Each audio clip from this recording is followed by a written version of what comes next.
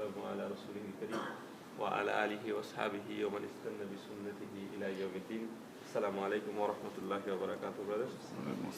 Inshallah ta'ala, today we'll do from the ayah 13 to 17.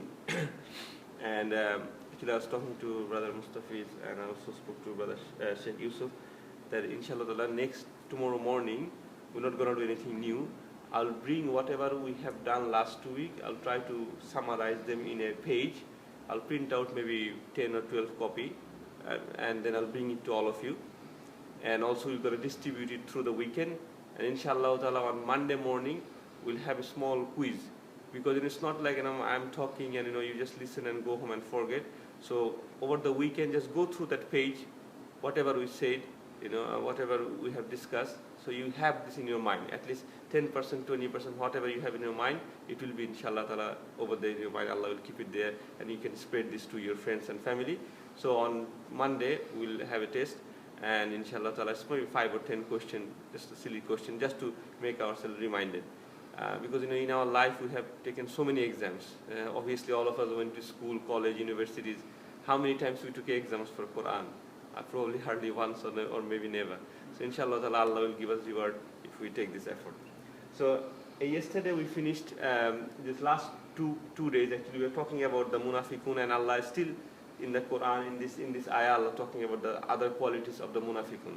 So the nifaq is such an important thing in the Quran, that at the very beginning of the Quran, because this is Surah Baqarah, only 13 ayah, and Allah talking about so much about them, because these are the people, they're still living, and it is very hard to get hold of them or to judge them or anything. As we said, like we can't judge them, it's inside, it's living, it's a disease in the heart. So again, yesterday we said that, when Allah or the Rasulullah Sallallahu, he told them don't make corruption in the land. What they said, no, we are peacemaker. We don't do that. We are righteous people. Today in another settings, these three ayahs talking about the same thing but a little bit different way, is that if someone asks them to do good things now. So yesterday someone told them not to do the bad things, don't make fuss. Today they are saying, why don't you believe like other people? In ayat number 13, Allah is saying, why don't you believe like other people? In that time, they say, why do you think we're going to believe like those fools they believe? So when they say like those fools, they are talking about the muhajirun of the Makkah. So now a little bit background we need here. Why they are telling them fool? Because people in Makkah, when they accepted Islam, they had to sacrifice a lot. People like Bilal, Yasir, Sumayya, Ammar, Suhaib Rumi, Abu Bakr, even our Prophet ﷺ, they went through a lot of torture in the last 13 years. When they come to Medina people who accepted Islam, they didn't have to go through this, because Medina is already Islamic state. Before Rasulullah came, they were all waiting for welcoming him and everything. So people who accepted Islam in Medina, they didn't have to go through this physical and mental torture that they went through. So these people, munafiqun, they say, no, these people are fools. They left their home. They left their home and family and wealth and everything, and they came here following this Prophet.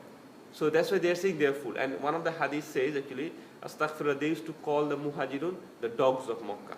The dogs of Makkah, because they're like dog. An Arabic expression, dogs means that they left everything and they came here. So that's why Allah mentioning them, that they used to talk like this. Again, when they go near to them, like when the munafiqun go close to this Sahaba and everything, they say, no, we believe.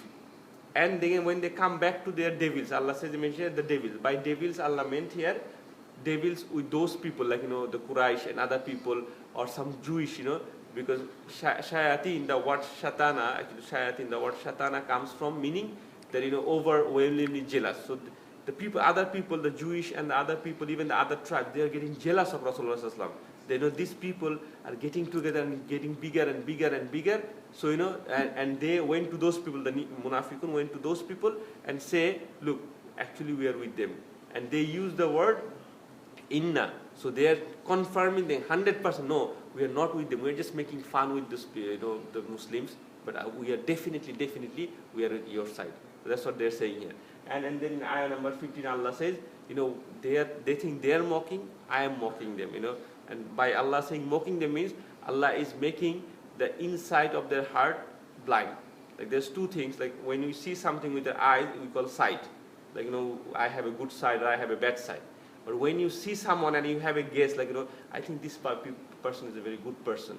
I think this car looks to me very nice or something. So it is not from your eyes, it's from your heart. That's called insight. So Allah is saying that, I have taken their insight away. So they can see everything. They can see what Rasulullah is doing. They can hear what Rasulullah is saying, but still they are blind. So this is the summary of these 3 ayah. Ayah number 16 and 17, very quickly. In 16, Allah is saying that they have purchased error for guidance. Meaning they have, for this dunya, they have given up the guidance. Allah's guidance, they have thrown it away. And in the ayah 17, Allah give an example. This is the first example in the Quran. It's called masala. Masala means how Allah bring an example and compare this thing with their situation.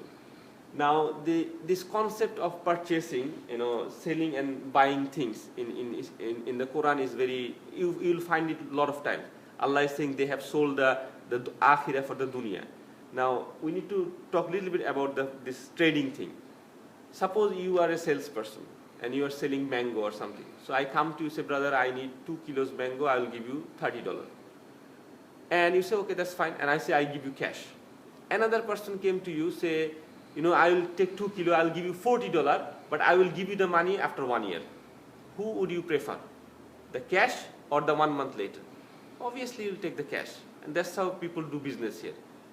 But with Allah, the business is different. Who's offering, what is Allah's deal? Allah is saying, I will give you Jannah. And what you have to do? You have to give your whole life.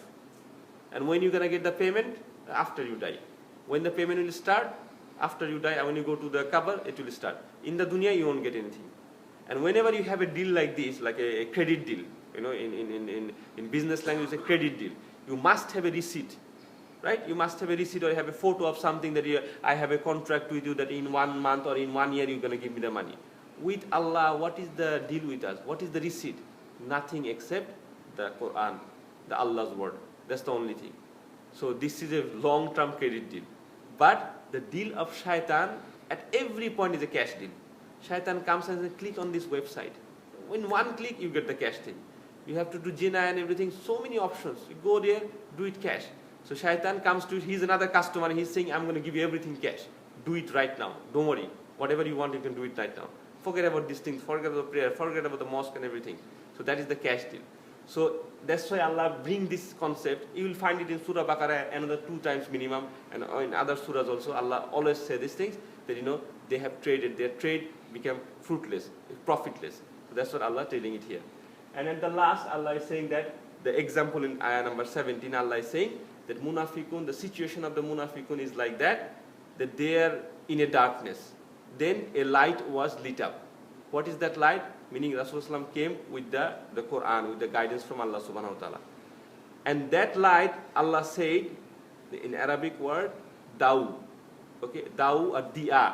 Diya means a light that has the light and also the heat. Like sun. Sun, in the morning we have the sunlight, we can see things with that light. Also we have the heat. We can dry our clothes. So if it is too much, we feel hot, right? So this light has 2 properties. But the moon has only light, only noor.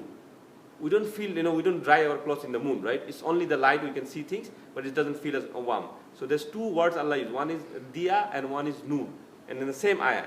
So when the Rasulullah came with the guidance and everything, Allah says diya, because this has the power to heat up. So heat up the heart of the believers and everything, right? And also it is the guidance from Allah subhanahu wa ta'ala. But when Allah says, I have taken this light away from them, Allah says, I have taken the noor away from them. So they can see the things. They can see the heat of the light that believers are getting. Their iman is boosted up. They're going to the Badr and Uhud and everything. They're fighting, but they don't have any insight. So they don't feel that light. They're basically blind and everything. So this is one of the example Allah mentioned in this one. And next ayah, actually in one next, like 18 and ayah number 19, Allah give another example for them with the water and everything. We'll come to it inshallah next week. So jazakallah khair. And inshallah tomorrow morning I will try to bring the papers and we'll distribute it. Jazakallah khair. Wa akhir da'wana alhamdulillahi rabbil alamin. Subhanakallahumma bihamdik.